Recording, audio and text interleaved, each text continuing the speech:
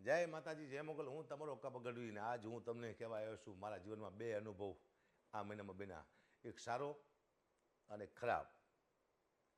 સારો અનુભવ મને ગુજરાત પોલીસનો મારા જીવનમાં બન્યો આ 15 દિવસમાં, 12 થી 15 દિવસ થયા. અને ખરાબ અનુભવ મને બન્યો સિવિલ હોસ્પિટલ રાજકોટ. મારા બેન છે, ગરીબ માણસ છે, ગૌશાળામાં નોકરી કરે છે, આખું પરિવાર. અને એ લોકો ચાલતા ચાલતા રાજકોટથી જતા હતા હળવદ માતાજી દર્શન કરવા માટે. અને વચમાં એક ગાડીવાળાએ મારા બેન રાતે 5 વાગે, 5 થી 6, 5:30 ઉડાડી દીધા ગાડીવાળાએ. અને ગાડીવાળો વહી ગયો અને હેમરેજ થઈ ગયું, બેભાન થઈ ગયા હતા. અમે લઈ ગયા સીધા, એ લોકો લઈ ગયા મોરબી સિવિલમાં. એટલે એ કીધું કે અહીંયા નહીં, તમે રાજકોટ સિવિલમાં લઈ જાઓ ફટાફટ. અહીંયા કલાક 2 કલાક અહીંયા બગડ્યા, ટાંકા બાકા લીધા, લોહી નીકળી ગયું જાજુ એવું. પછી સીધા સિવિલ હોસ્પિટલમાં રાજકોટ આવ્યા. હું અહીંયા પગી ગયો. પણ સાહેબ, એટલું ખરાબ અનુભવ મને સિવિલ હોસ્પિટલનો થયો છે. હું આપ સૌને કહું છું, સરકાર પૂરું ધ્યાન આપે છે, પણ અંદર હોસ્પિટલવાળા કોઈ ડૉક્ટર ધ્યાન ના આપતા. સરકાર પૂરી દવા આપે છે, હોસ્પિટલવાળા નથી આપતા. તમામ ડૉક્ટરોની સુવિધા છે, જેટલી પ્રાઇવેટમાં ન એટલી સિવિલમાં હોસ્પિટલમાં સુવિધા એવું છે, પણ કોઈએ ધ્યાન આપ્યું નથી. સાહેબ, 5 કલાકે સિટી સ્કેન થયું છે મારા બેનનું. 5 કલાકમાં માણસ મરી જાય. લાઈન હતી આમ 10-12 જણાની ખાટલાની. આપ સીસીટીવી કેમેરા છે, આપ જોઈ શકો છો અહીંયા જઈને તમે. લાઈન હતી આમ. એટલે મેં કીધું ભાઈ ફટાફટ આમ લઈ લો, સિરિયસ છે કીધું. તો એ એક લુખો વાત કરતો, મેં ડૉક્ટર મારી સાથે વાત કરતો હતો કે વારો આવે ત્યારે આવે, બાકી ન આવે તો બે જાઓ શાંતિથી કહે. કીધું ભાઈ, હું અકાબા ગઢવી છું, કલાકાર છું, તું મારે આવું વર્તન, ભાઈ તમે ડૉક્ટર સાહેબ આવું કરો છો તો નાના માણસ શું થતું છે અહીંયા? હું એ વિચાર કરું છું, નાના માણસ તમે શું જવાબ આપતા છો અહીંયા આગળ? અને સાહેબ, મેં એમ કીધું, હું એમ ન કીધું તમે મારો વાળો પહેલાં લઈ લો એમ, પણ આમાં સિરિયસ કોણ છે એ તમે જરા જુઓ, એને તમે પહેલાં લો. કોઈ નહીં, 5 કલાકે સિટી સ્કેન થયું, 3 કલાકે તો ડૉક્ટર આવે છે. ડૉક્ટર મગજનો ડૉક્ટર હોય ને એ 3 કલાકે આવે છે. એટલે સરકારને કહું છું, હું અહીંથી આરોગ્ય મંત્રીને પણ કહું છું કે આપ ચોક્કસ ધ્યાન આપજો સિવિલ હોસ્પિટલમાં રાજકોટની, જેની માટે ગરીબ માણસો નભે છે. એવું હોય તો તમે તમારો કોઈ માણસ મોકલો, ગરીબ નાનો કોઈ વ્યક્તિ, ત્યાં કેવી સર્વિસ મળે તમને ખબર પડે ત્યાં. અને એટલું બેકાર સર્વિસ છે.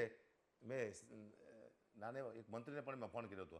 સાહેબ, મંત્રીનું પણ માન આ લોકો રાખ્યું નથી, બિલકુલ માન નથી રાખ્યું. કોઈ ધ્યાન આપ્યું નહીં. મારી સાથે માણસો પણ સારા સારા હતા એમ, પણ કોઈ તમે આ સીસી કેમેરામાં જોઈ શકો છો. 12 થી 15 દિવસ થયા છે. હું તારીખ એવું છે તો આપી દઈશ તમને. સિવિલ હોસ્પિટલનું બધા ન્યૂઝ જોવાની વિનંતી કરું છું. આપણે ચોક્કસ રાજકોટ સિવિલ હોસ્પિટલમાં જાઓ અને એક દર્દીને પૂછો, દર્દીને તમારી હાલત શું છે અહીંયા આગળ. કોઈ ધ્યાન ના આપતું એમ. સરકાર દવા આપે છે, સરકાર સુવિધા આપે છે, પણ ડૉક્ટરો છે કોઈ ધ્યાન આપતા છે નહીં. આ મને કડવામાં કડવાનો અનુભવ થયો છે. એને કરતાં પ્રાઇવેટમાં હું લઈ ગયો. મેં કીધું હાલો, મારી પાસે 5 રૂપિયા છે, હું મદદ કરી શકીશ મારી બેનને, હું પ્રાઇવેટમાં લઈ જઈશ. પણ નાના માણસો ક્યાં જાય છે પ્રાઇવેટમાં? એનો મતલબ નાના માણસોને મરી જવાનું હોસ્પિટલમાં? આવી ખરાબમાં ખરાબ સેવા આપે છે આ સિવિલ હોસ્પિટલમાં. આપ ચોક્કસ આનું ધ્યાન આપજો. પહેલાં આ મારો ખરાબ અનુભવ છે જીવનમાં પહેલી વાર, કે નાના માણસ શું થતું છે, ગરીબ માણસને. મને પહેલી વાર દયા આવી. મેં તો આ લોકો અકાબા નામ છે એટલી ઓળખાણ છે, છતાંય મારું કામ ન થયું તો નાના માણસ થતું શું છે.